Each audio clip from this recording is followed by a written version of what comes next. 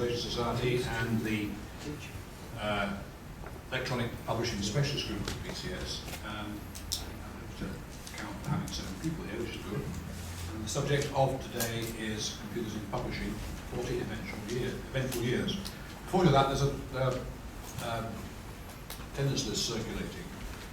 Particularly if you remember the CCS and we don't know your email address and you have one, could we have it please on that list? We want to boost our email circulation just to save a bit of money for the society. So we have 3 speakers today. I just simply want to introduce them briefly and then let them get on with it.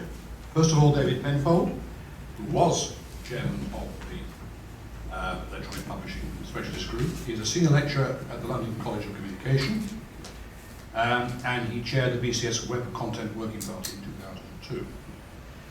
Second speaker, we hope, is Conrad Taylor, who is the current chairman of the Specialist Group, and is a consultant on information design and electronic publishing. And finally, Professor Emeritus David Brailsford, as he tells me, from the University of Nottingham, and he's been interested in computerised typesetting in 1982. I hope he's responsible for the nice picture on our website with a little piece of hot metal machinery, because it was lovely to see it there. Takes you back.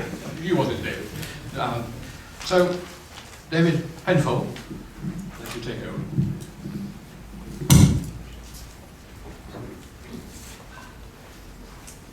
Good afternoon, ladies and gentlemen. Can you hear me all right? Yes. I thought actually, what I wasn't going to do, but what I perhaps ought to do, maybe before I start, is to just give you a very potty biography so that you know where I'm coming from on all this.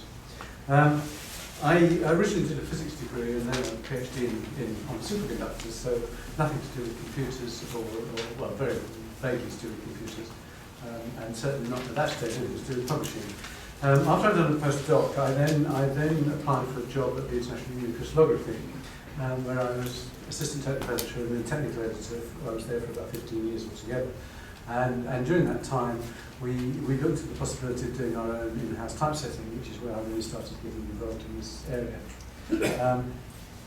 I left in 1985 and worked for a company in Yorkshire who produced did a lot of the early work on converting magnetic author supplied and databases to for typesetting, and we did, for example, the Revised English Bible among other things, and things like the stock exchange regulations and all sorts of various things like that. And then after a while, I left there. Well, they left me. I probably fair enough. And then I worked freelance for about until about 2000. And one of the things I did was I was project manager for the Electronic Journals and the Super Journal project in the mid-1990s, and I did various other projects with large publishers. And now for the last few years I've been teaching on a publishing course at the London College of Communication, which used to be called London College of Printing, for those of you who remember that. What I want to talk about this afternoon is the structure of development of structured documents. And I'm not quite sure how many people know what I mean by structured document, but by the time I get to the end, I hope you'll know as well as well. I'm going to start with something that's rather older than a structured document, and just use it as a comparison. I don't know how many people actually recognise that and can tell me what it is before I have a guess. Sorry? I haven't counted them. I'm told there are. Yes. Yeah. It's the. I'll tell you. It's the Gutenberg Bible.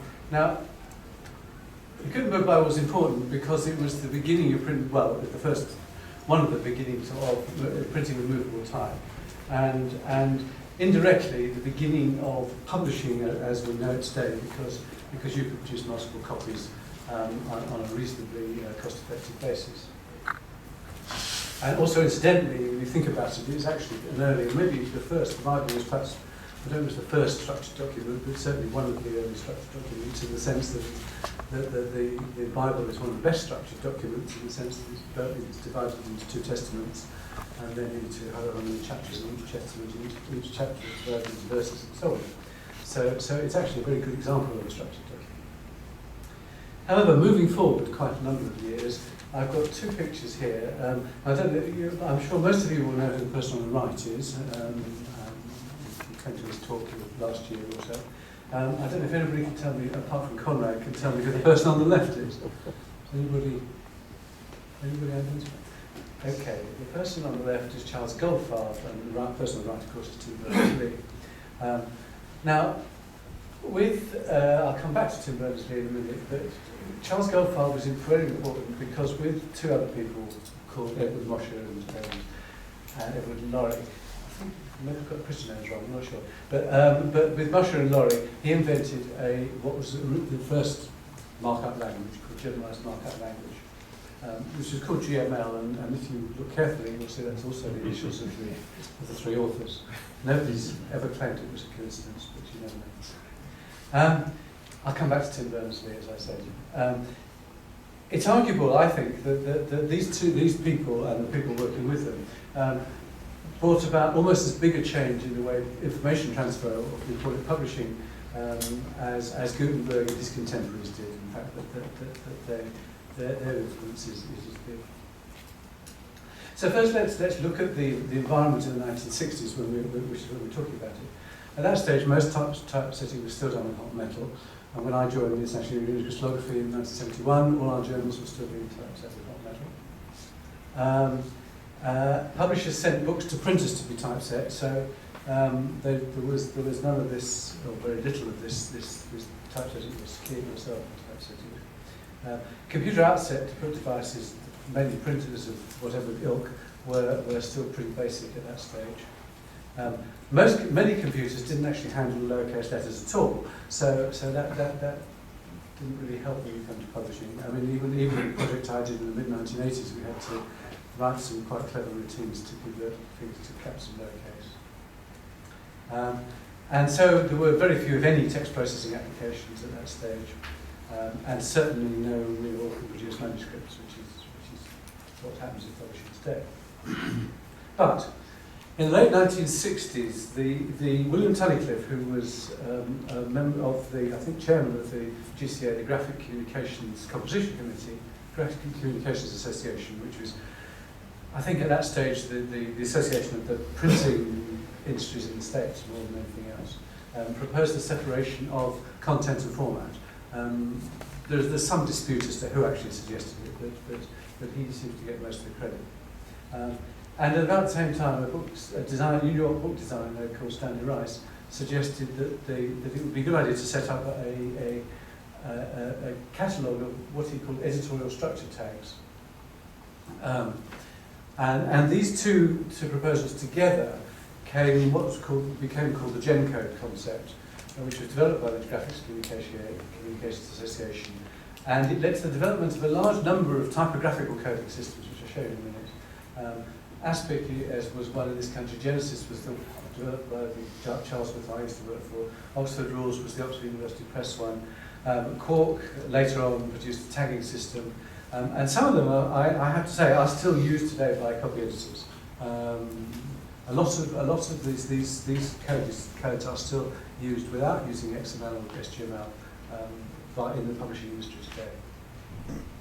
And they look like this. Now this is Aspic. I hope you can read it. I can't make it much bigger. If you look carefully, you'll see that the codes are I hope if you can't read it, I'll tell you what it says. Basically, the ones on the left hand, the top one there is H1 in square brackets, which is the first level heading, and then you have H2, which is the second level heading somewhere. You have codes in brackets R for Roman, I for italic, B for bold, BI for bold italic. JC is justify centered. You've got things like caption start, insert leader dots, and then you've got all sorts of codes for the Greek characters and for odd characters like the Angstrom sign, the Sidereus, and so on, and accented characters. So you've got these codes because the whole point was that at that stage you were trying to do, and even today, most typesetting systems are much happier using the ASCII character set, the basic 128 character set, rather than any more elaborate character set that we use now. And Conrad will doubtless talk about that in due course. The Oxford Rules coding looks a bit different, and instead of having square brackets, you've now got a slash before the code.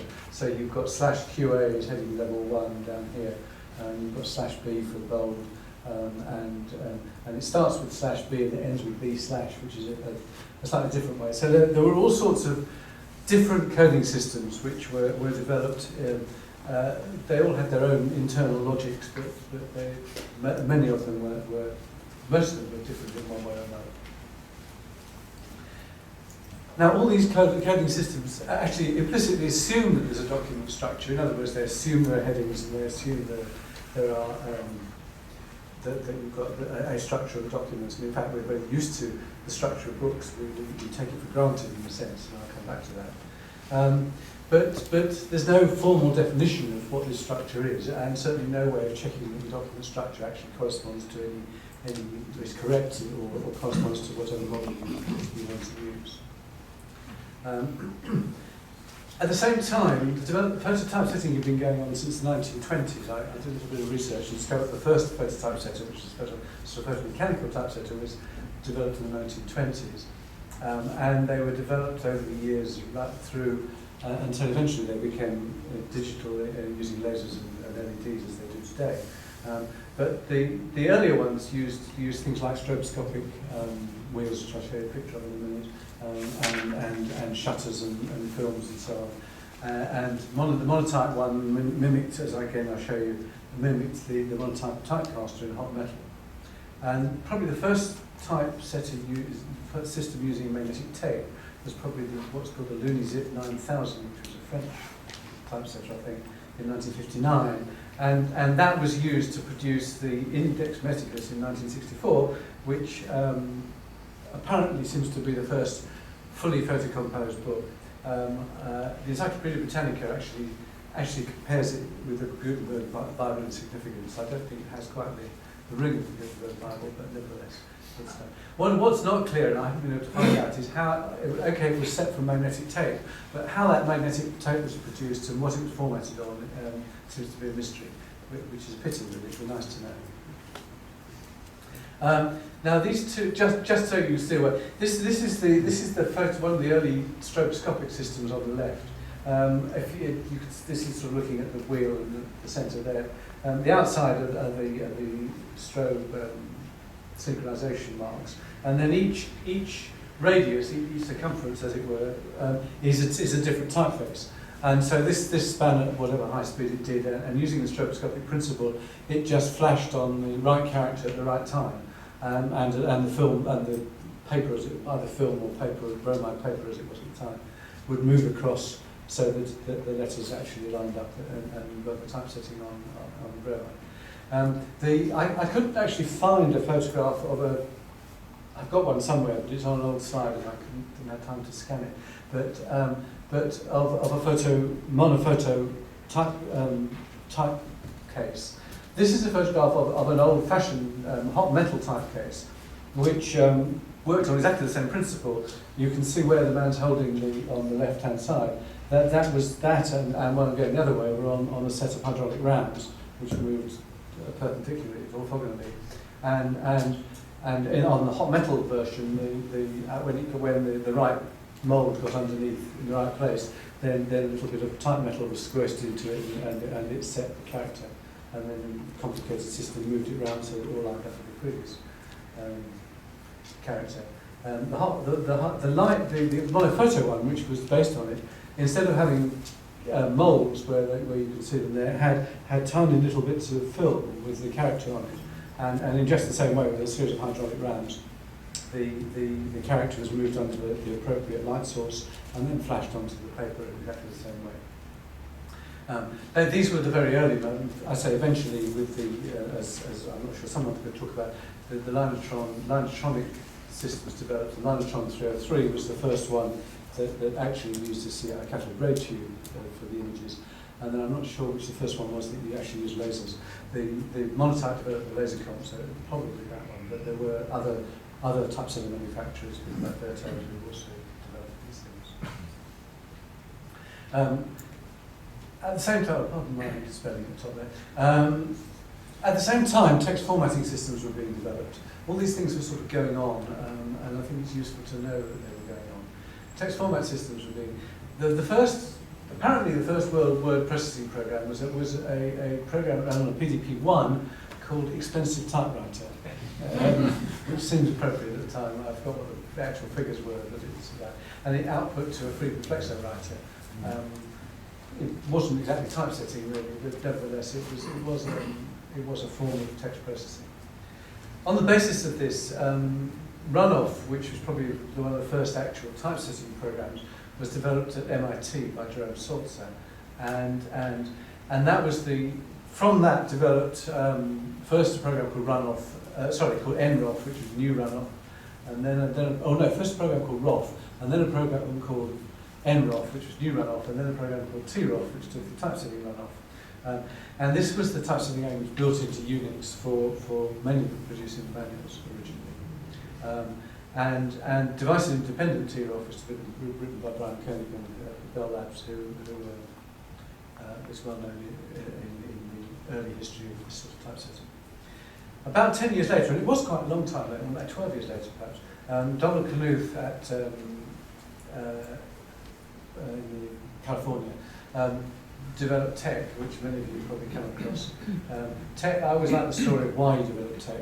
As I'm sure most of you know, he wrote the series of books on the art of computer programming. The first one was produced by conventional typesetting processes, I think by probably using monotype maths, I'm not sure, hot metal maths probably. And he wasn't at all happy with that. So in what I always think is as a form of overkill, he went out and wrote a complete typesetting language to typeset the following volumes. Not only the typesetting language, but in fact also a character generation language called Betafont as well. So it seems to, and it's been very successful. And at about the same time, WordStar, which was probably the first word processing program designed for microcomputers, was developed. And that's also disappeared now, but it was the forerunner of Word and WordPerfect and things like that. TeX and TROF use similar types of coding. David, this is TeX, and you can see there's a similarity to the generic types coding. So it has a code at the top saying /start book, and one saying /chapter. This is the chapter title. So it says /chapter, and then the chapter title itself is in curly brackets. It's got codes for accidents in the first line for the acute accident and E. It's got a / indent there. It's got various different codes. There's not actually lots of coding in this, but you can see the sort of it's similar to the generic coding in some ways.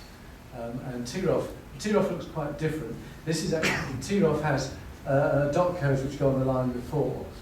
So .tl stands for title. In fact, it's probably a macro in the sense that it's a combination of codes rather. So it tells you how to set the title, as in fact it was the TeX one.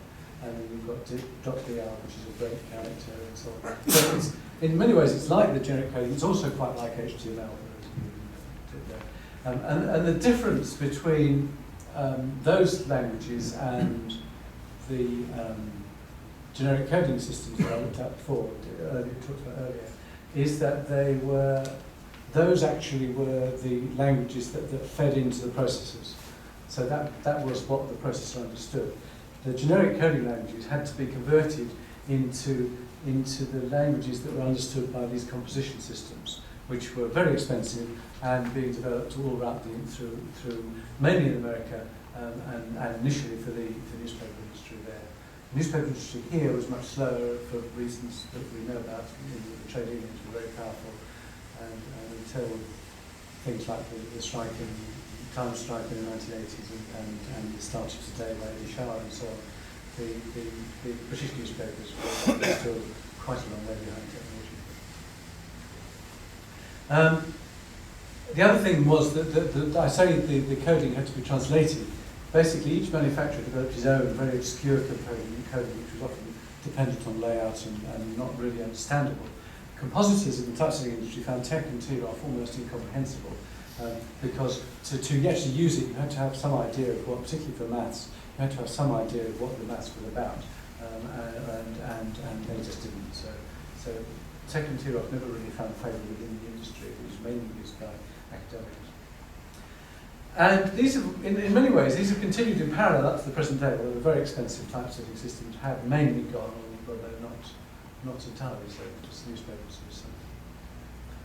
Okay, but to return to SGML, sorry, that was an aside, which is sort of, I'm going out of time. Okay. All these systems, as I said, I'll just repeat what I said before, they implicitly assumed document structure, but there was no way of checking it. What do we mean by structure? Just very quickly, I talked about the Bible, but if you look at any book, you will see that most books are made up of these three sections, or at least the first two of them. They have front matter, which is the title and the prelims, the author's name, the copyright page, and so on, table of contents. Then they have the body matter, which is the chapters, and they might have an end matter, which is made up of appendices and indexes and so on. And then each chapter is made up of the title and sections and so on. And it's just, I won't go into great detail. You can see, I'm sure, what we mean by the structure. A lot of you, I'm sure, are familiar with it anyway. What GML did, and by GML I mean either the people or the language, was to take these principles and develop them further, and to define the document structure in terms of the document type definition. So that at least in principle, documents could be parsed. In other words, you defined what the structure ought to be, and then you could actually check what the documents, real documents, actually corresponded to that structure. And in principle, every document or structure can be, or transaction, or whatever you like to think, almost anything you can think of in a way can be structured in this way. Now, previous systems only described appearance, whereas GML actually describes the structure, which is the really important breakthrough that Goldfarb and his collaborators found. And it's essentially because of this, the ability to do this, and to check it. Oh, I've lost the bottom of the. Which makes XML, which is the successor of SGML, and GML so pervasive. It's this very fact that you can check and that things are correct, which is so important. Moving quite fast through now, GML was adopted by IBM in the 1970s, and then in 1978 the ANSI, the American Standards Institute, established a committee on computer language and processing of text, and Goldfarb was asked to lead a project by that first project to develop a text description language based on GML. And by 1983 there was a working draft which was adopted by the Department of Defense and the Internal Revenue Services in the States. And it's about this time ISO also became involved, and without going into too much detail, in 1986 the ISO 8879 was published. It broke two records. One is that it was the fastest standard to be produced after approval, and it was also the fastest selling standard. It may also have a third record of being the best selling standard. I'm not sure if that's still, it was at one time, but that's still the case, I'm not sure.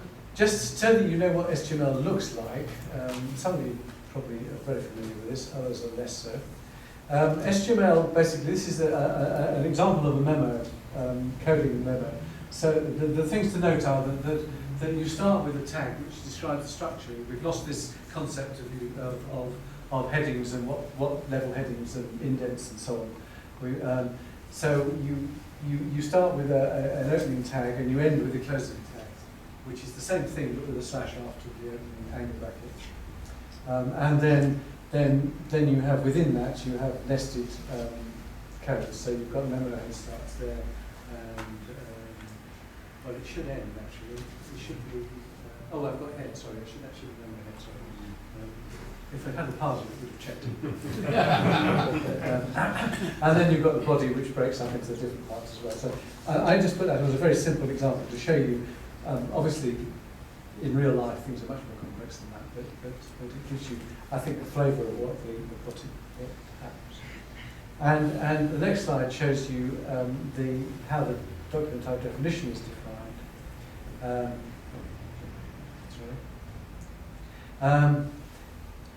Basically, you can see you mimic it, or the structure of the SGML mimics the structure of this. You define each element in terms of the things that make it up.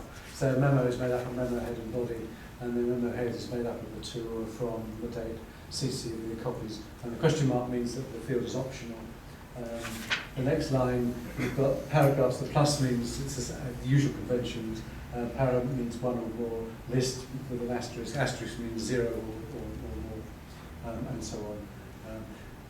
You can see how it's defined. We follow that through. The hash PC data code means PC data stands for parsed character data. It's nothing to do with PCs. And basically, that's the words and spaces, letters and spaces, really. The only other thing perhaps is worth noting is instead of using italic and bold, we tend to use emphasis 1 and emphasis 2.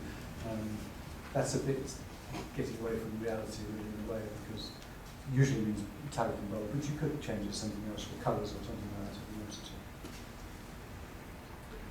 you wanted to. Early applications, CALS, which originally stood for Computer-Aided Acquisition and Logistics Support, which was put forward by the Department of Defence in the States.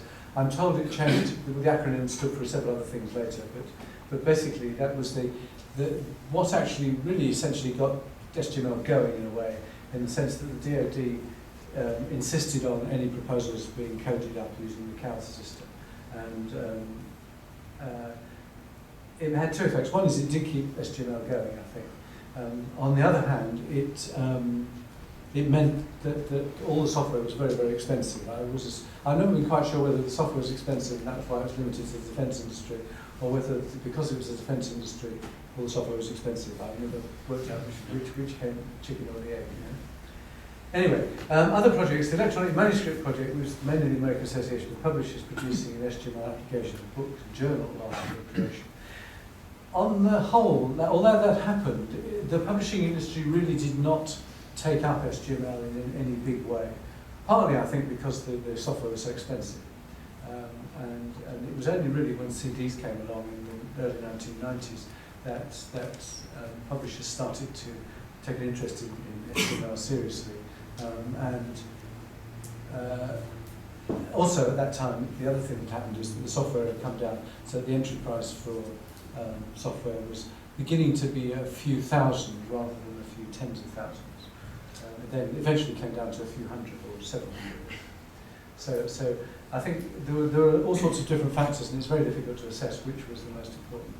Other projects that went on, the Text Encoding Initiative, which is run from the Oxford Text Archive, is mainly from the Oxford Text Archive, is all about encoding machine-readable text for academic research. So there are all sorts of codes that cover things like binding types and all sorts of things like ligatures, and they cover the way the book actually was produced, as well as aspects of academic research to do with authorship and so on. PIX was another quite interesting one. It was an application for designing, I think, printed circuit boards, standardising the design of printed circuit boards in the semiconductor industry. And there were lots of others, but these were probably the early ones. Other initiatives that happened at the same time, which I think is interesting to look at, because some of them were related to SGML and some were not. Perhaps the one that's most forgotten now is what's called ODA, which stood for either Office or Open Document Architecture, which was a rival standard, and also described document structure. In fact, it included more than SGML did, because SGML basically just describes the structure. ODA actually had in it the potential to describe the formatted structure as well as the actual structure of the document, the logical structure of the document.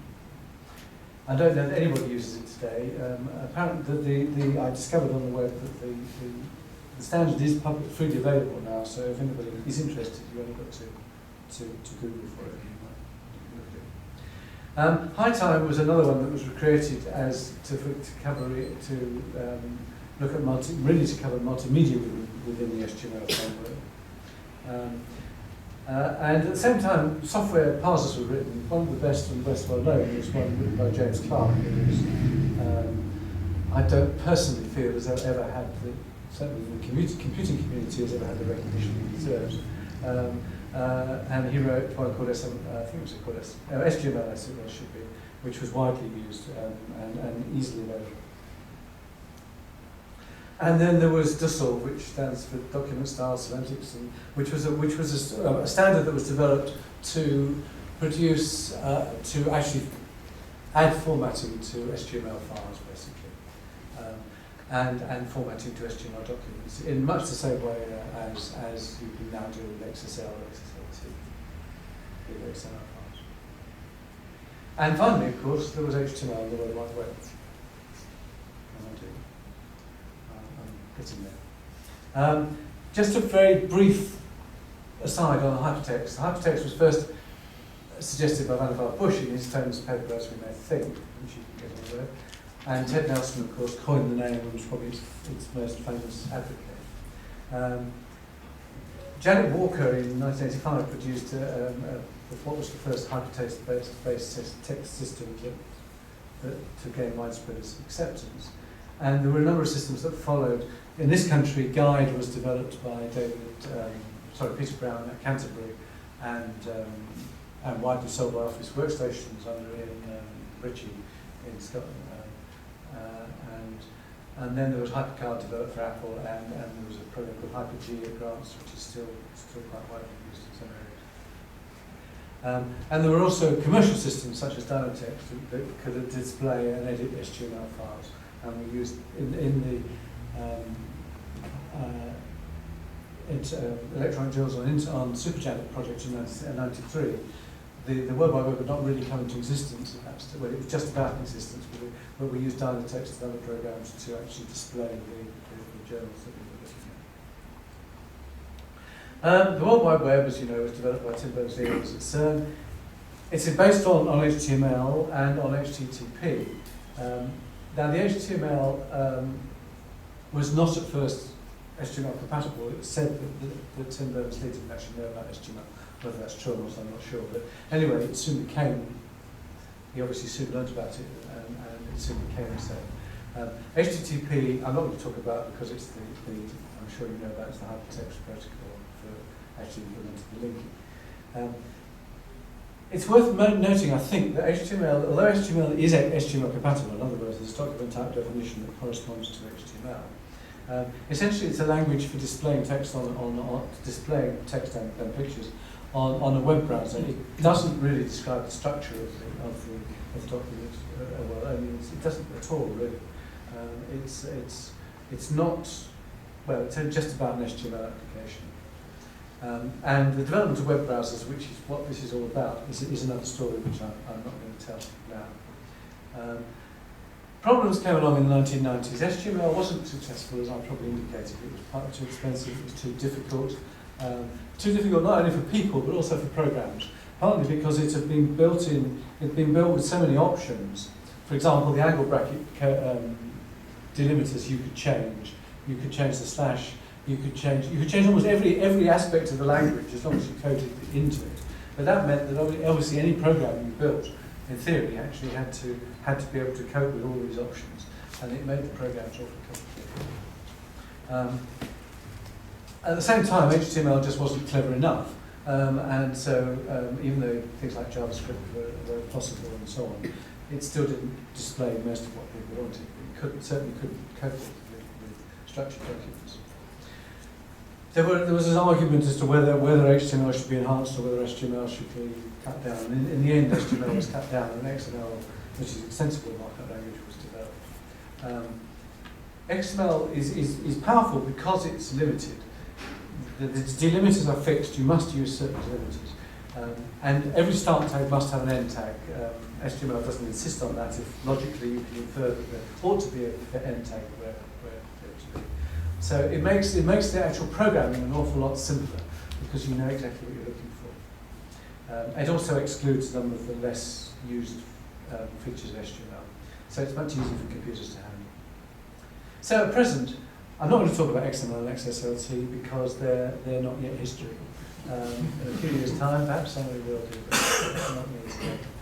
What's important, though, about the developments I've tried to talk about is that they've made XML possible, and thus, effectively, e-commerce, dynamic web pages, things like RSS and many other developments, and of course, eventually, the semantic web. So they're the developments that determine, to a large extent, the way we now access information. And they're effectively publishing almost as great a way, I would say, as the invention of movable type.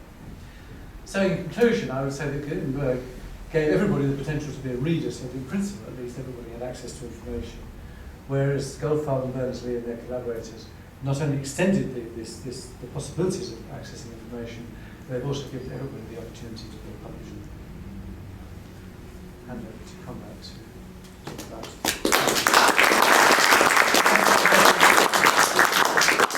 It's up to you to decide how you want to take questions. I don't. I mean, if people would like to raise issues or shoot me down or ask questions now, please.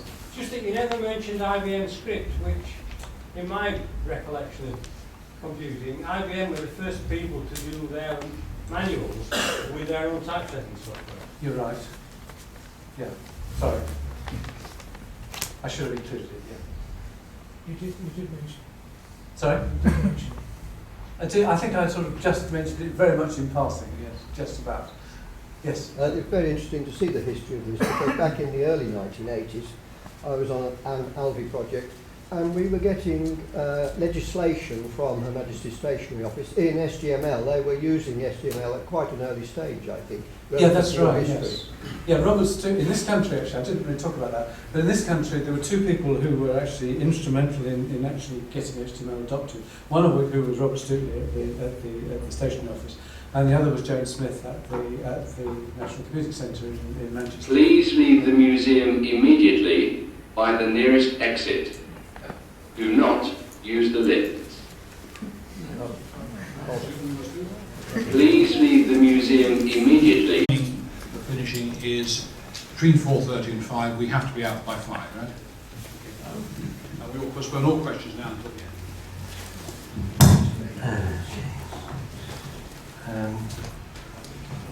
Is that warming up? That's what we got.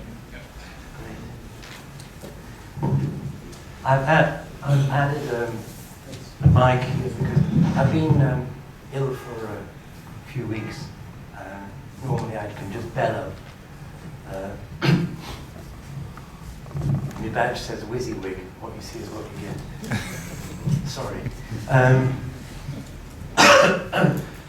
I'm going to call mine The Designer's Tale, and it's going to be a little bit of a, I might say, a counterbalance or a different point of view from the one that David gave. In fact, I'm moved to comment on the fact that his background image was a pair of scales which, although they were empty, were unbalanced.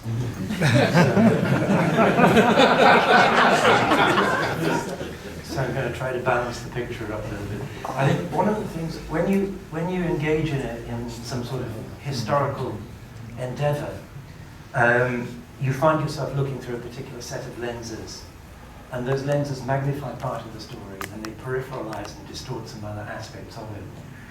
And one of the distortions, of course, is the distortion of hindsight. So I think it could be argued, to pick up on one thing that David said, that we now pay a lot of attention to SGML because, in hindsight, it led to the web. But my experience was that when publishing came along, we never knew about this. So it was a very peripheral kind of an activity. Also, David's laid a lot of important emphasis on typesetting. What I'm going to be arguing in terms of the advent of desktop publishing is that typesetting is only part of the story. Because we were basically making up pages so that we could print them. And there was also very important technology which we came to rely on, which is PostScript. And this is where David is going to step in. Because, okay, here we go. Another one of these kinds of, in hindsight things, is that you often hear a lot of nonsense being talked about, almost as if we went straight from lead to lasers, from straight from lead to computers. And this just ain't so. Although it could be argued that it happened for some people, and of course, I suppose journalists do have a particular view of the world. In 1986, of course, with Fortress Wapping, there was a whole group of people who did go straight from hot metal composition to typesetting with computers. Although it wasn't the NGA, it was those blacklegs from the electrician who did that. Just a few things to say about lead typography, which, as David said, for many people, I won't put quite the same emphasis as he said on it, was the major way of typesetting, is that it was ideally suited to a situation in which you were creating a printed surface that was actually directly aimed. Good afternoon, ladies and gentlemen. Head of Security speaking. Thank you for your assistance in our evacuation this afternoon. It was caused due to a false alarm. It was, you were not in any danger at any time. It was caused by a beam being broken by a piece of work being carried out on one of the upper floors. I stress that at no stage were any of our visitors in any danger, but we would thank you for your assistance in clearing the building so quickly. We hope you can now get on with your visit and enjoy the rest of your stay. Thank you very much. Bloody legs are being... Anyway. Either a surface that's going to directly be printed onto paper, or as in the case of newspaper pages, this is from 1986 Daily Mail, 11th November actually, the last edition of the Daily Mail to be printed by that press. Making a stereotype, a curved printing plate from which you would print directly onto paper. But there were other forms of printing around, and I want to emphasize this because this is where a lot of us were actually aiming at. Now, I knew I was going to have a timeline that went back further than anybody else, to 155 million years ago on the shores of the Tethys Sea, to the area that became Solnhofen in South Germany, where we found this little critter, Archaeopteryx. Notice his second name, yeah, Archaeopteryx. Lithographica, because the lithographic stone, this very smooth limestone, proved to be a very significant printing surface discovered in around 1820 by Alois Sennefelder. And amongst some of the early uses for his new printing technology were maps. In fact, Napoleon used to had a kind of an in-plant print shop that trailed around with the army in order to print campaign maps from these stones, draw onto the stones, etch them, and print off. So you've got very, very flexible imagery, much more flexible than you had been able to achieve with metal typesetting. And various industries exploited that in the course of the 19th century. Music publishing, actually the sheet music, the scores themselves, but also, of course, the illustrative covers that were used to sell them, is the first song sheet to be printed in California. Here is an Australian poster. You'll notice the lettering here is all actually hand done. It's not been metal set at all. But basically you have a field of graphic arts that's used to being able to put anything at any angle anywhere on the printed page, which is not something you could achieve with metal. And of course then they got to chromolithography, and we start to get these glorious fin de siècle adverts. This is by Jules Cheret. This is Alphonse Mucha, and I can't remember the name of the Italian artist who gave us Sunlight Sapone, Sunlight Soap. But you can see the degree of flexibility that lithography made possible. Of course, the substrate changed, fortunately.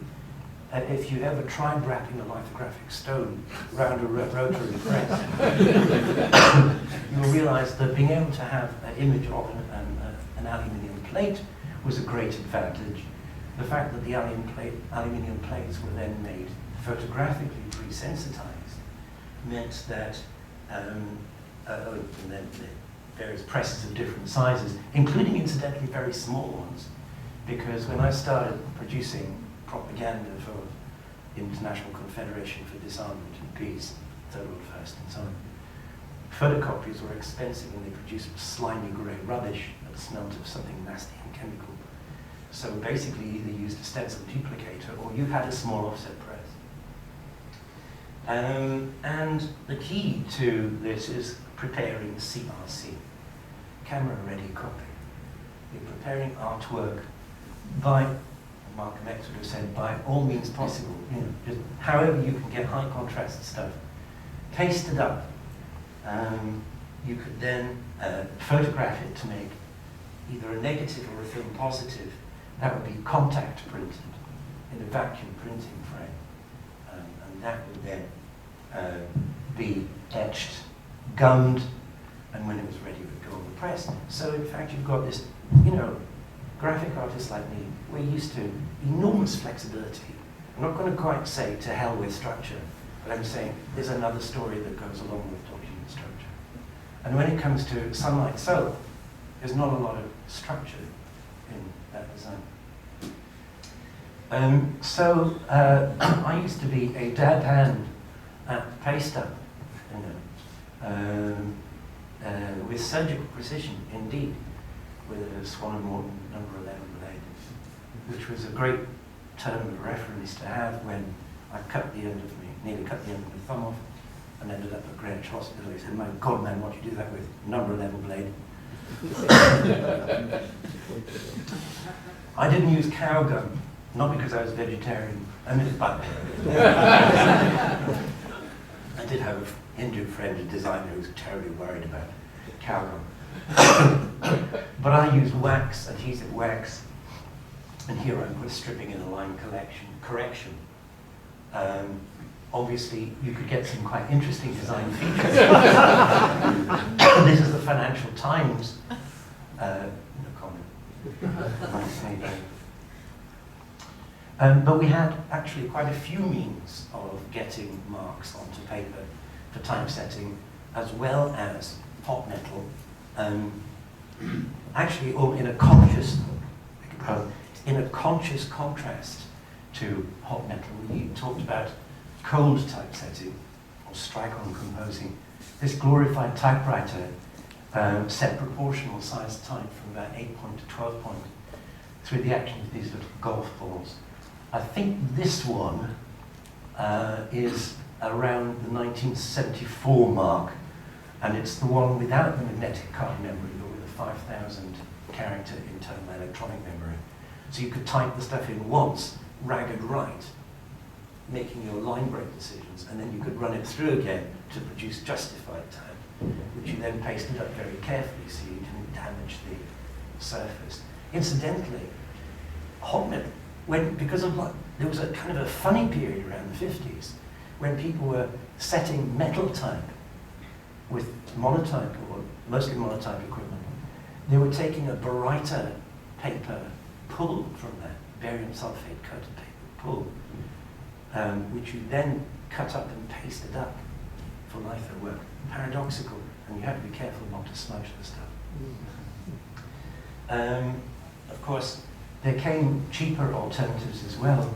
My wife and I, my then wife, in 1985, I think it was, for 40,000 Thai baht, which is about £1,700, purchased this bilingual electronic typewriter with a whole stack of daisy wheels, allowing us to typeset different sizes. But you would do other things as well. I think I've got some examples of, some of the artwork we're producing for Thai Europe magazine.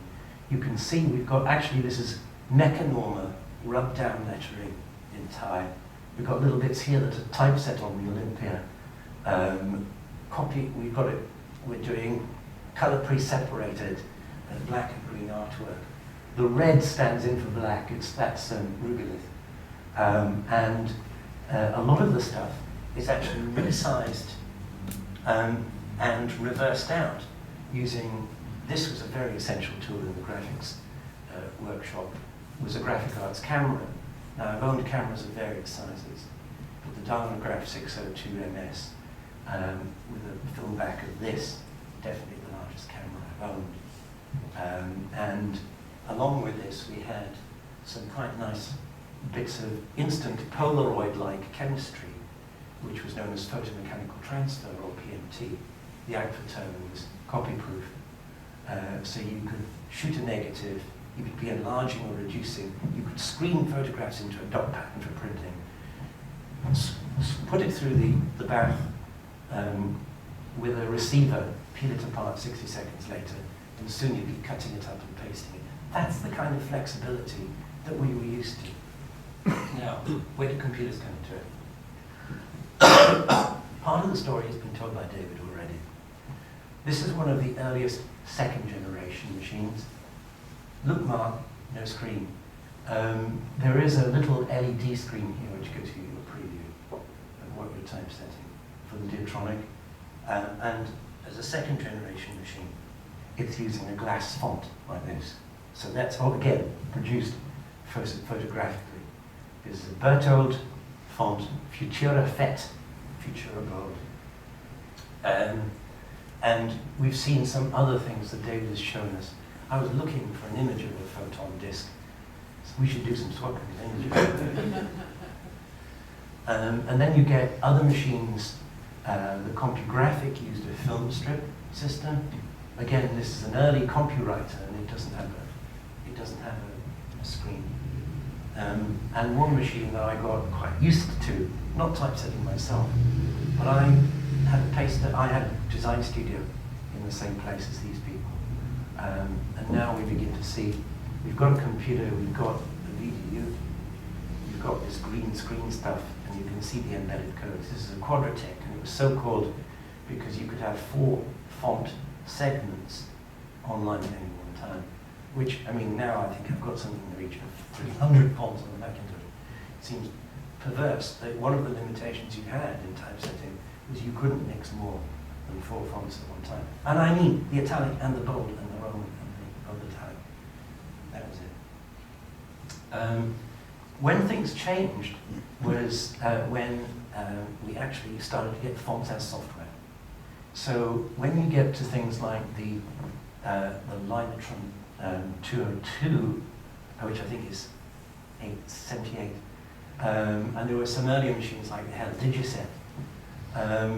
These are using a CRT, a cathode ray tube, to flash up images at a time, and that's being focused through a lens system onto the photographic paper. Is the terminal terminal for a Linotronic system. And what this meant was that typefaces had to be digitized. You no longer just took a piece of Ulano film, Rubylith, and photographed it in miniature to make a physical font. You were actually making fonts. They were usually stored as bitmap arrays. But Dr. Engineer Peter Caro realized that it would be sensible to digitize at a very high level and in an outline form, regardless of what his customers wanted, whether they wanted bitmaps or outlines. And so was born the Icarus system, which he assured me was called that because it crashed so often in the early days. Not because it went too close to the sun, it ran out of fags. And you would actually, it was a system that was dedicated to the digitization of existing designs. Because basically what you did was you had an Aristotab 0304 plotter, and you went around with the crosshairs saying, this is a corner point, this is another corner point, this is a curve point.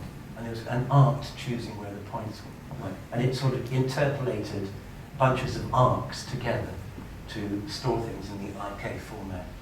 Here's me, a younger me, digitizing a design for a conference, a logo for a London conference.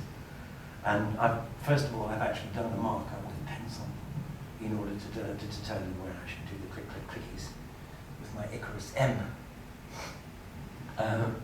There were similar systems in operation across the Atlantic in Bitstream. Anyone here from Bitstream? No, okay. My understanding from my friends at URW was that they basically ripped off the Icarus software. Of course, there was a big difference.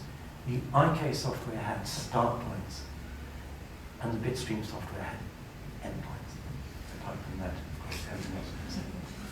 Here they are adding the letter ETH to Garamond, without which, of course, you don't go down particularly well in Reykjavik on a Camex workstation. In terms of being able to soft preview stuff, well, basically we got used to running out reams of bromide and then finding out, oh no, forgot to change the size of the type from 36 point after the first heading. And it's done it for the next 100 pages.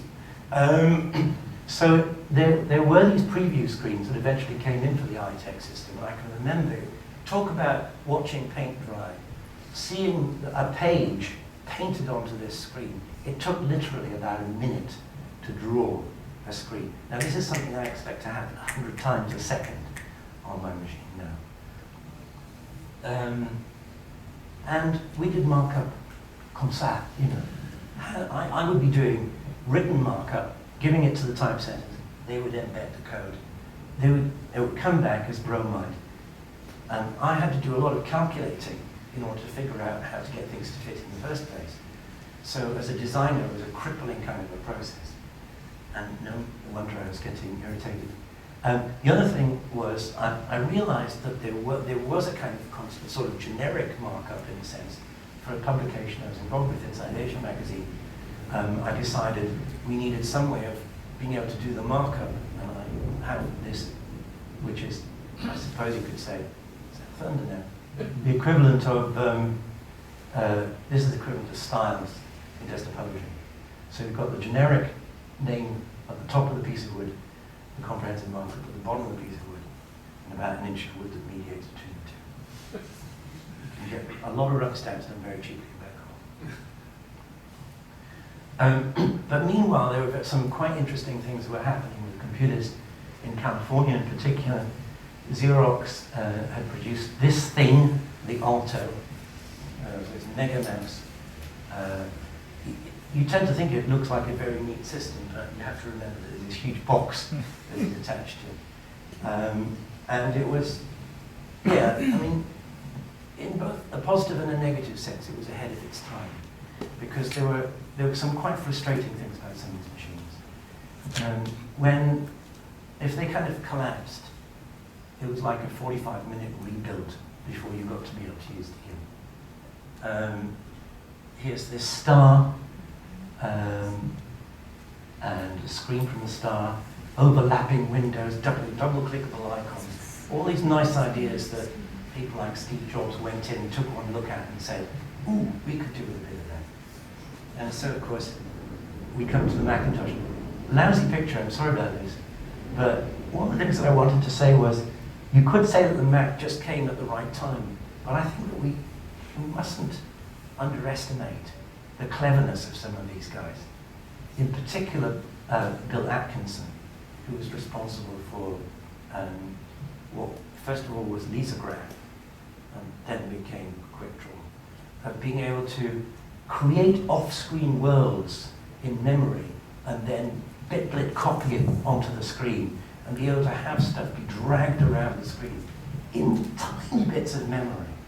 It was actually quite fantastic what they managed to squeeze out of a Motorola 68000 running at 16 megahertz. And so we came to the, this is my first Mac. Mouse is standard, of course, cat option accessory. I realised that now I'm separated, don't have that, and the cat's dead. This is actually the only thing that I've still got. And you've got people who also see that this box is capable of doing some quite interesting things. So Paul Brainerd, who had worked for ATEX, which is a typesetting company that served the newspaper industry, founded Aldus and brought us this concept of desktop publishing. He invented the term desktop publishing. And the idea, in a sense, was that if you had one of these incredibly expensive laser writers, which you will say something about, and one or several of these, actually design studios saw that this was something tremendously useful. If it hadn't been for the PageMaker, I don't think the Mac would have made it past 2 years. Well, not just PageMaker, I have to say. We tend again to forget other bits of software that were around at the time, because Mac Publisher was around at the same time, and that was pretty nifty. Ready, Set, Go was beloved by quite a lot of people, and it ain't dead yet. In fact, it's still, do you know where its new spiritual home is? It's in Peckham. Yes, folks, Ready, Set, Go, currently at 7.6.6, is currently owned by Dewan in Peckham, who also have developed it into Al-Nashir al-Sahafi and other Arabic set desktop publishing packages. And another one that's still around is Ragtime, and that dates back to '84. So you've got quite a few interesting bits of software on the Mac at that time.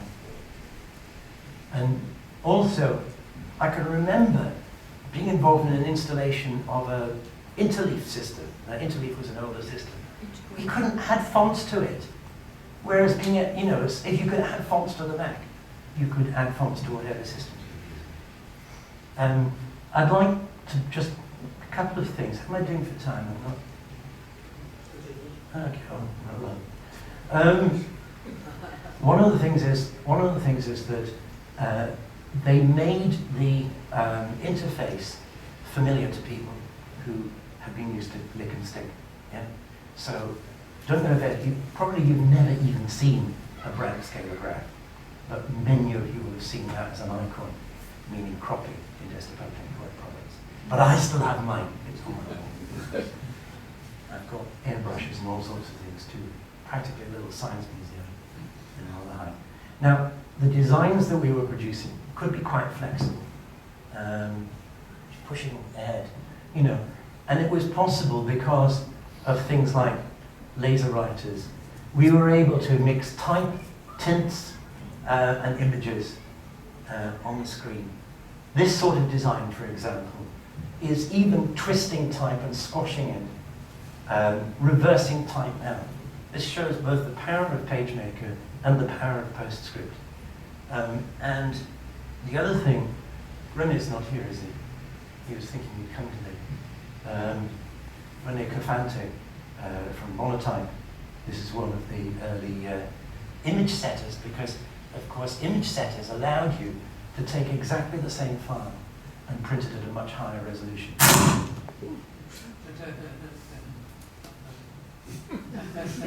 Did something move at very high speed? Which meant that the tints were actually something that were usable. And once you got bits of software like Illustrator, you were able to integrate imagery and tints and even color separate them. Just dashing through. Here's an interesting application as well. A forms design program that could produce multi-part sets with block-out patterns, tints and things like that, all due to the advent of DTP and so on. I'm running out of time here. Is there anything significant to say? There are various packages. I just must mention, I'll ignore the rest of my slides. I must just mention something else that came out of Xerox. And I'll see if I can rescue the guy's name. Lee Lawrenson was one of the Xerox part developers, and he went across to digital research. And they produced a system called GEM, the GEM desktop. And later, of course, he left that, and together with Dan Mayer, he started Ventura software. So on a PC, the first DTP software of any note was Ventura Publisher. And it's quite interesting, I'll say this and then I'll just leave it at that and let David take over, is that from that day on, we've seen a kind of a divergence in what the different publishing packages let you do. Ventura, in its early days, forced you to make a style for every, you had a style for absolutely every kind of type that you would set. You would have to generate, in other words, an entity, if we were going to call it in XML or SGML speak, to which you associated the appearance. PageMaker didn't, you could just select any paragraph or any bit of type and format it, and you didn't need to bother with setting up styles in PageMaker. And both of these things have had their strengths and weaknesses. So you've got packages like Ventura, like FrameMaker, which I love, that are brilliant for doing long structured documents where you want to be able to control from beginning to end by manipulating the style definitions. And on the other hand, you've got beautiful things like InDesign, Quark Express, that allow you to put anything anywhere on the page. And there's a whole spectrum of different requirements that we have, both structured and non-structured. And desktop publishing has given us both of those things, thanks to the ability to create on-screen worlds and write them to the screen. And now we're going to hear about the important business of taking those on-screen worlds and taking them and imaging them at different resolutions to bits of paper.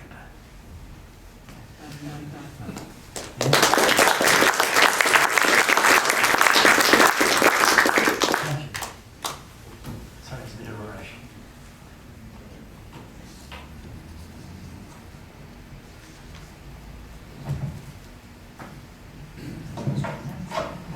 There it is.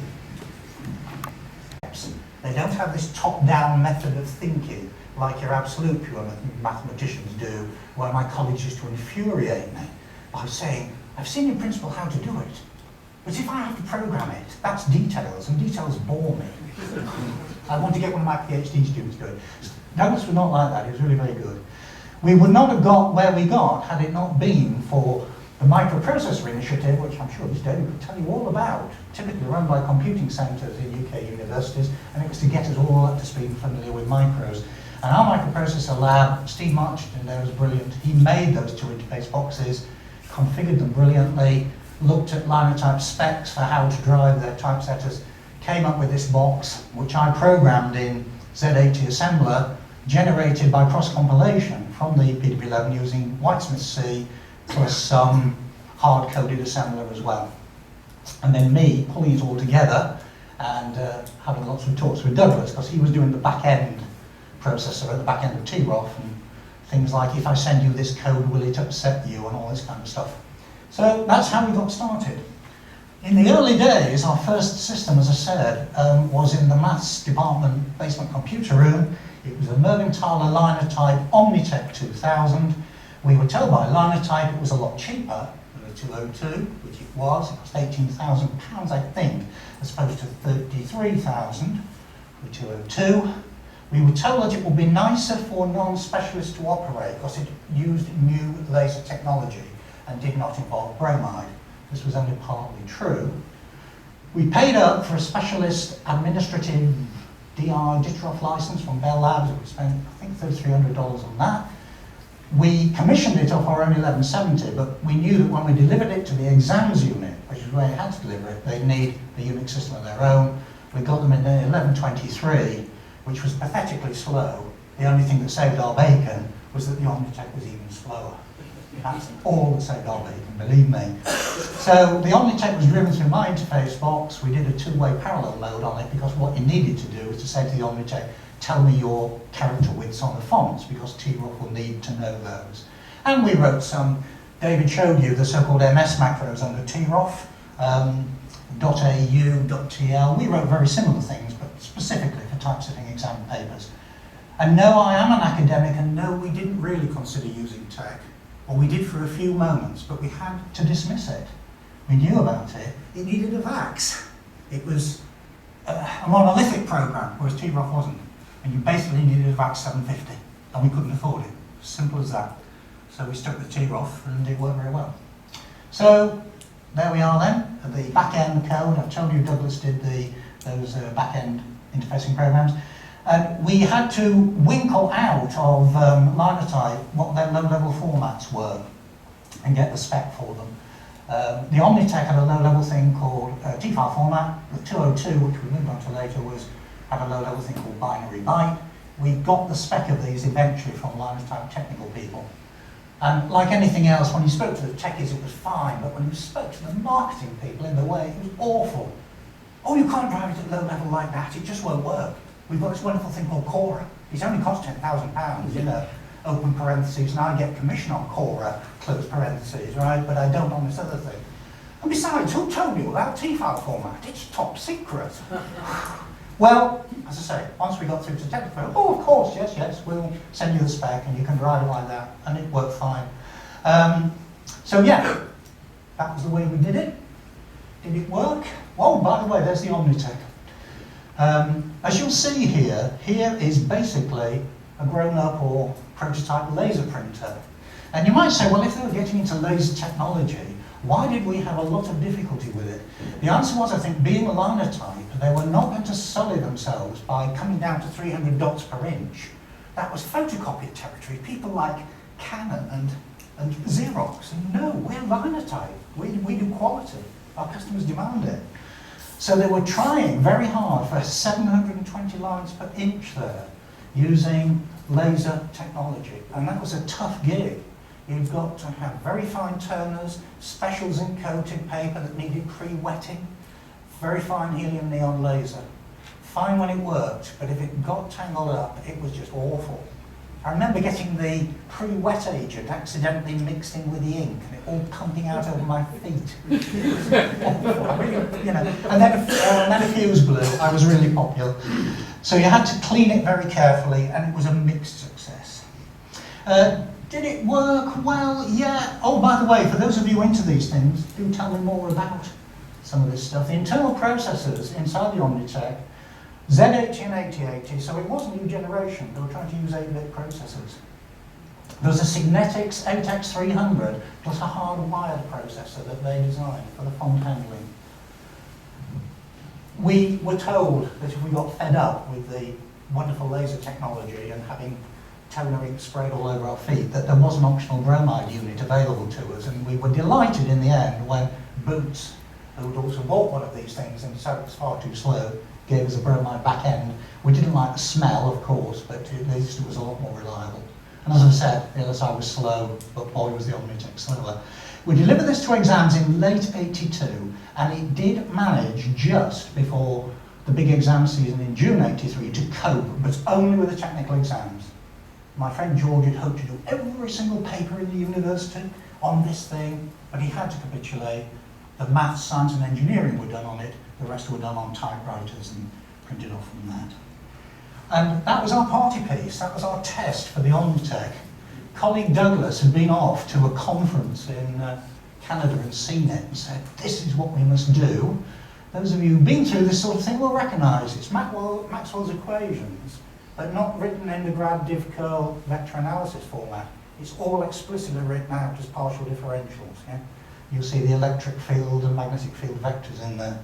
So I'll be leaving, presumably we're all leaving our PDS. If any of you want to rip that off and do it at A3 size, it's quite a nice talking point in your office, as we found. We made these available at the Unix user group meeting, which was at Nottingham in 1984, on beautiful cream-laid paper, and they sell like hotcakes at £1.50 each. I remember it well. Second attempt was a 202, setting to bromide. Again, the innards of a 202, I don't know, do any of you know about this thing? It's computer automation, Naked Mini, right? Not even an LSI 11, but roughly the whole thing, despite being the previous generation, if you like, third generation, not fourth, was 3 times faster than Omnitech. We decided this time that we had to give our exams something faster than LSI 11. We got them in 1144. Just look at those costs, £35,000 for 8 serial lines, a megabyte of memory and 160 meg disk on 1144. 1983, 84 money, 33 grand for the typesetter. Oh, plus £2,000 for the bromide processing unit with all the smelly developers and fixers and so on. I mean, you're looking at over 70 grand. We started in mid-83, we delivered in early 84, cost more than 70k, but it was highly successful. The 202 stayed in use for many, many years in the university's print unit. However, of course, by the late 80s, well, there we are, there's the 202 for you. There's the bromide box in here. Here's the floppy disks, which I seem to remember you had an option of either 5 1/4 or 8-inch disks, something like that. 8 inches. Yeah. Yes, I remember it well. Oh, and here's presumably part of a Naked Mini being inserted into the innards of a 202. Well, it's fine, we delivered this to exams, but boy did we suffer withdrawal symptoms in the maths department. We'd lost our high quality output device, which was just sort of bolted there permanently. I mean, there was no reason to stop testing it as far as we were concerned. The exams got very itchy and said, no, you must deliver it to us, it's ours, you know. So we had to make, do for almost 2 years with a high quality Philips dot matrix printer, which was good in a way. We just were appalled at the expense of laser printers, and also we wanted, because we were hearing by this time rumours of PostScript, the Apple laser writer and so on, to wait and see whether this PostScript and the Apple LW really was what it claimed to be. Well, we had the demo, were completely blown away. As I recall, the laser writer actual marking engine is based on Canon technology. And yes, it took us till 1985, end of, but by that stage we had got a couple of Apple laser writers, which we christened Aleph and Beth, and I remember hearing that Steve Jobs didn't like the idea of laser writers being networked at all. He was the lone computerist. Everybody had their own printing device, but sneakily as engineers, and he only shouted at them for 2 days, sneakily put in an AppleTalk interface. And that saved our bacon. As Conrad indicated, it was hideously expensive. It was £7,500, more, something like that. And there was no way, yeah, there was no way you could justify it unless you could network it. Just have it. So it was networked to MAR 1 or 2 Macs, but also with a magic thing called a spider box. You could bridge from Ethernet to AppleTalk. So by that stage, we had an Ethernet card in our PDP-11, bridged across to AppleTalk, participated and shared the laser printer, and everything was fine. Well, I think a lot of you will know some of the history of PostScript. John Warnock, Chuck Geschke, left Xerox, formed Adobe. PostScript, if anything, was based more on Warnock's previous work in computer graphics with Evans and Sutherland than it was on the work they'd done at Interpress. Here's some of the Hall of Fame who worked on it in early days at Adobe. Doug Brotz, Adobe employee number 4. Remember that, it may be a tiebreaker in a pub quiz. Adobe employee number 1, Chuck Geschke. Number 2, John Warnock. Number 3, their secretary. Number 4, Doug Brotz. Ed Taft, 25. Peter Hibbard, 47. So, now you know. It's a fantastic language. It's actually, as we say in the trade, Turing complete. It's got loops, procedures, recursion. And in my digital documents course, we actually use it to teach people programming language principles, not just how to produce very beautiful two-dimensional graphics. And as you will know, or some of you will know, I nominated John Warnock in 2003, I think it was, for the BCS Loveless Medal, basically for PostScript's program language achievements, not so much the fact that he'd revolutionised the publishing industry by then. Unfortunately, this was accepted, and it's on the BCS website somewhere. Conrad has put up his slide set, I'm sure, haven't you? It's there somewhere, I hope. I've written it up. It needs putting up. And of course, with the problem they solved, as you'll see if you look on those slides, is to be able to do good quality type, even at low resolution. The whole business of these hints, which pixels to drop, which to leave in, was brilliantly solved in there. So I better race through this because we've got to be out by 5, we've got to leave some time for questions and so on. We found that Adobe produced a transcript backend for Digitroff, so there was no reason to stop us driving our laser writers in the traditional way for us via a backend. And the quality, as far as I'm concerned, was fine at 300 dpi, although my colleague George kept going, tut, tut, tut. Some people have no standards, and getting his magnifying glass after looking at it, and finally sort of held it up in one corner and said, well, it's all right for proofing, but I'll stick to the 202. I sometimes think all the exam papers you ever typeset, we should have battened them together like a Gutenberg Bible. They were works of art, but, you know, real Rolls Royce technology. But I think, as Conrad will tell you, the thing that really just changed everything was you could do full page makeup. You could set type at an angle, you could compress it, you could reverse video it, you didn't have to do stripping in. And even more, you could preview on a cheap laser printer before committing yourself to a high-resolution laser setter with compatible fonts. And I think it's fair to say that it really did revolutionise typesetting, and probably within 5 years the war was virtually over. All the competition was very much swept away. All the people who said, oh, it's too slow, Moore's law says, oh, we got fast enough. Made it look not too much problem. Initially, Adobe licensed their fonts from Linotype, as many of you know, and Adobe built themselves for 5 years on the fact that their type technology was confidential and proprietary, and you had to sign up, pay lots of money to get it, and royalties and stuff. And finally, in an unlikely alliance of Bill Gates and Steve Jobs, they faced up to him at I think it was a Seabold meeting in 1989 and said, sorry John, we've helped you build your company, we are not paying your rip-off royalty rates or have you sit on fonts any longer. If you don't do something about it very, very quickly, well anyway, we decided we're going to invent this thing called TrueType fonts, which will be a rival. And Adobe had no choice really but to put the Type 1 in the public domain. The interesting thing here was that because Linotype was signed to the hated Adobe, Microsoft had to deal with somebody else, and so did a deal with Monotype. Thereby, according to many of my type designer friends, rescuing Monotype from almost certain bankruptcy at the time. I don't think that's true, but that's what I was told. Then, of course, you've got this most appalling thing, which I think is outrageous, is that because Monotype didn't have the rights to some of the standard Adobe fonts, they quite shamelessly did clones of them and got away with it. The lecturers about ripping off the design. Yes. You're starting for 10. What's the real thing that Book Antiqua was trying to copy? No. That was Aaron's Herman Zapf. It's a shameless copy, really, Palatino. What about Corsiva? Zapf Chancery, and Arial we all know about, Helvetica. Those were three that Microsoft wanted to be sort of compatible with what people expected from PostScript and didn't have. So they did clones. But because there's an ancient American court decision that the look and feel of a typewriter can't be copyrighted, they all went to court. But in the end, the cases failed. You know, you've ripped us off. No, we haven't.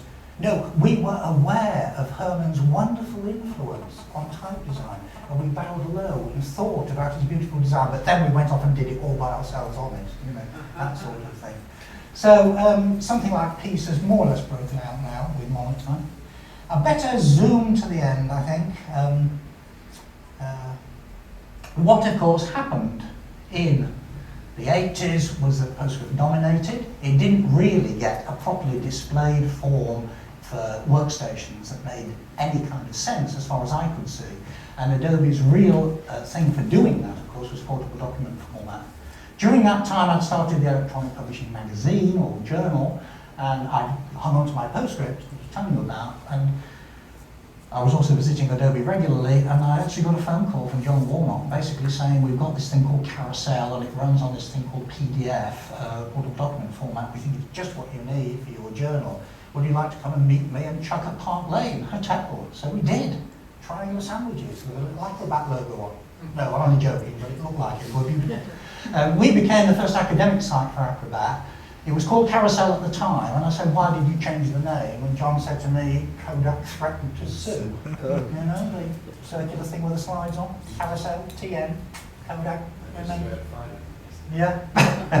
And we became, I think, probably, is my final exhibit, folks, the first ever academic journal to appear, I'm told, on a CD-ROM in April 1983. I mean, this was, April 1993. It was a bit pre-World Wide Web and Internet and so on. And our first few issues are on here. They're all available online now. And they're all there as PDF things. And in fact, Wileys, who were publishing it, liked it so much that they funded us to have a look at other journal workflows. And PDF, well, we know the story. It became the archiving format for technical materials, particularly user manuals, PhDs, and so on. And I'll finish here, because as part of all of this saga that I've been telling you about, I now, and for the past 20 odd years, have been doing regular research with Adobe. I've had several sponsored PhD students from them. Several of them have become Adobe interns. 2 of them, believe it or not, become Adobe employees, principally working on Acrobat and PDF. So there we are, what started in 1982 with me just taking on a summer project. No more than that, I want you to understand this. It was a summer project.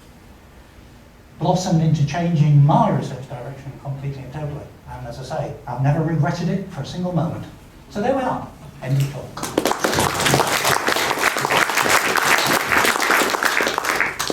Thank you, David. I'm sure we've got 5 minutes of questions anyway, whatever happens. So, to Conrad and Aaron, people want to go home.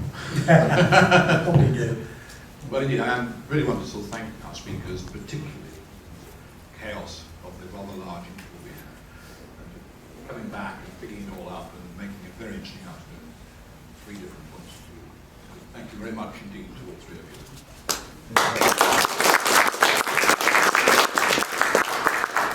Finally, can I announce the next talk of the CCS in London? It is on the 21st of February by Michael Knight. It's on the subject of Beacon Transaction Processing System, a design ahead of its time, with a question mark at the end. I suppose most of you know what Beacon was. The VA reservation system. It really was revolutionary.